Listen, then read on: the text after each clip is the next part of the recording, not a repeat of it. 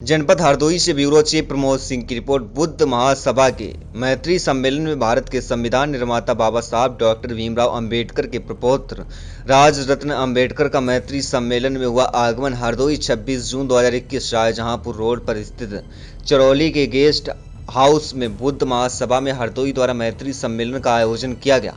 आयोजन में भारत के संविधान निर्माता बाबा साहब डॉक्टर भीमराव अंबेडकर के प्रपौत्र राजरत्न अंबेडकर का आगमन व राजरत्न अंबेडकर के साथ बौद्ध भिक्षु सुमित रतन का बुद्ध महासभा के सदस्यों एवं कार्यकर्ताओं ने जोरदार स्वागत किया। स्वागत के क्रम में अंबेडकर नगर में BR सुमन सुनील सिंह द्वारा राजरत्न अंबेडकर का स्वागत किया गया। तत्पश्चात राजरत्न अंबेडकर एवं बौद्ध भिक्षु सुमित रतन ने सभा को संबोधित किया। राजरत्न अंबेडकर को देखने और सुनने के लिए सभी ब्लॉकों से महिलाओं एवं पुरुष भारी भीड़ के साथ उपस्थित थे।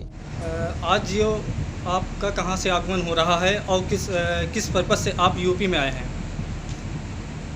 देखिए, पूरे भारत भर में हमारे दौरे चल रहे हैं। संविधान को लेकर बाबा साहब ने जो हक और अधिकार हमें दिए हैं उसे कैसे सुरक्षित रखा जाए, और पूरे देश भर में बहुजनों में जितने भी अलग अलग ऑर्गेनाइजेशंस हैं, जितने भी SC ST OBC माइनॉरिटीज़ इस देश में हैं, सभी लोगों की मैत्री करने का ये काम हम लोग चल रहा है। बहुजन मैत्री सम्मेलनों के माध्यम से SC ST OBC माइनॉरिटीज़ सभी लोगों को एक मंच पर आकर अपनी हक और अधिकार जो बाबा साहब संविधान के माध्यम से दिए हैं उसको बचाने के लिए हम सभी लोगों को एक कर रहे हैं। या जो चुनाव होने वाला यूपी में है, इस पर्पज से आपका आना हो रहा है यहाँ पे? जी नहीं, मैं हमेशा एक बात कहता हूँ कि चुनाव आप लोगों के स्टेट के लिए होंगे, उत्तर प्रदेश में होंगे, कोई पंजाब में होगा, लेकिन जो धम्म की मूवमेंट हम लोग लेकर चल रहे हैं ये विश्वव्यापी है, ये पूरे विश्व में है। और इसलिए पॉलिटिकल जो लोग अपनी लड़ाई लड़ रहे हैं वो अपनी पॉलिटिकल एक्टिविटीज़ करें, अपनी पॉलिटिकल पार्टीज चलाएं, तो उनके कामों में हम इंटरफेयर नहीं कर रहे। हमारा काम सत्ता परिवर्तन का नहीं है। बंदे जी जैसे कहते हैं कि हमारा काम व्यवस्था परिवर्तन का है, तो हम लोग व्यवस्था परिवर्तन में लगे हुए हैं। सत्ता परिवर्तन की लड़ाई जो लड़ रहे हैं उनको हमारी मंगल कामनाएं। अच्छा, जैसे आप बाबा साहब के पौत्र हैं, लेकिन उन्होंने जाति प्रथा को ख़त्म करने के लिए प्रयास बहुत किया और यहाँ तक हिंदू धर्म को भी उन्होंने इसीलिए ही छोड़ा था।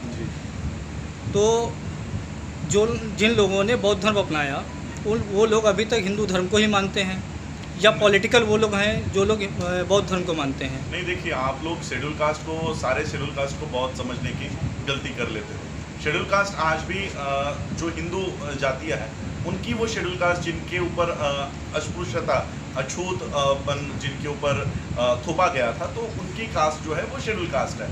शेड्यूल कास्ट में से एक वर्ग है जो बाबा साहब के पीछे पीछे बौद्ध धर्म में चला गया, फॉलो करता है। तो वो जो लोग बुद्धिस्ट हुए हैं वो हिंदुइज्म को फॉलो नहीं करते, लेकिन शेड्यूल कास्ट में से जो लोग हिंदू रहे हैं तो आप लोग उनको बुद्धिस्ट समझने की गलती कर लेते हो। तो हमारा ये काम है कि उनको भी बाबा साहब का आंदोलन समझाए, बाबा साहब ने जिस हेतु से बुद्धिज्म की दीक्षा ली है वो समझाए और उन्हें भी बौद्ध धर्म के मार्ग पर लेके आए। यह हमारा काम हम लोग कर रहे हैं। नहीं, लेकिन वर्तमान में तो कोई भी अनुसूचित जात का अगर देखा जाए तो नहीं है। अनुसूचित जात जी का हाँ, नहीं है? जी हाँ।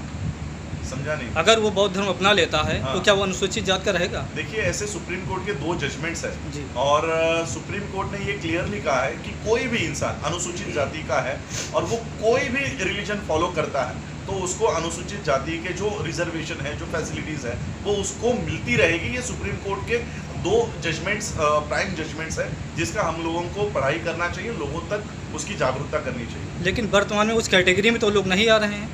आपके यूपी में शायद नहीं आ रहे हैं, लेकिन हमारे महाराष्ट्र में GR है कि जो लोग बुद्धिस्ट हुए हैं उनको SC के सारे फैसिलिटीज़ उनको मिलेंगे। तो हमारी एक पिटीशन सुप्रीम कोर्ट में है कि अगर महाराष्ट्र स्टेट होकर बौद्धों को अपना रिजर्वेशन दे सकता है तो उत्तर प्रदेश, हरियाणा, पंजाब ये स्टेट क्यों नहीं दे रहा?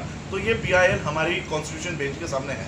जैसे अभी आपके ही स्टेट में जो नवनीत कौर जी थी, हाँ, उनका सर्टिफिकेट, कास्ट सर्टिफिकेट बना था, उसको रिजेक्ट किया गया और उन पर जुर्माना भी लगाया गया। जी। तो उस संबंध में आप क्या कहना चाहेंगे? देखिए, ऐसे शेड्यूल कास्ट के कई सारे मेंबर ऑफ पार्लियामेंट्स आपको मिलेंगे। जो SC के मेंबर ऑफ पार्लियामेंट्स है, दरअसल हम तो यही चाहते हैं कि ये रिजर्वेशन लेकर जो मेंबर ऑफ पार्लियामेंट बन रहे हैं ये रिजर्वेशन, पॉलिटिकल रिजर्वेशन बंद हो और बाबा साहब अम्बेडकर जी ने जो सेपरेट इलेक्टोरेट हमको दिया था, हमको पॉलिटिकली वो चाहिए, हमको पॉलिटिकली रिजर्वेशन नहीं चाहिए। ये रिजर्वेशन बाबा साहब की देन नहीं है, ये गांधी की देन है। बाबा साहब अम्बेडकर जी ने जो दिया था उसको कहते हैं सेपरेट इलेक्टोरेट, यानी जिस तरह से टीचर्स और ग्रेजुएट्स कॉन्स्टिट्यूंसी होती है जिसमें केवल ग्रेजुएट ही वोट करता है, तो उस तरह से शेड्यूल कास्ट के कॉन्स्टिट्यूंसी में शेड्यूल कास्ट का अगर कैंडिडेट है तो उसको वोट भी शेड्यूल कास्ट का ही आदमी करे। इस तरह का सेपरेट इलेक्टोरेट हम चाहते हैं।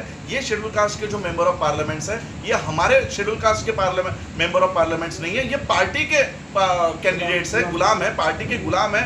इनकी पार्टी जब तक इनको मुंह खोलने का अधिकार नहीं देती, ये लोग वहां पर मुंह भी नहीं खोलते। इसलिए ऐसे लोग हमें नहीं चाहिए, हमें बाबा साहब के सेपरेट इलेक्टोरेट के मेंबर ऑफ पार्लियामेंट चाहिए। Thank you. एक सवाल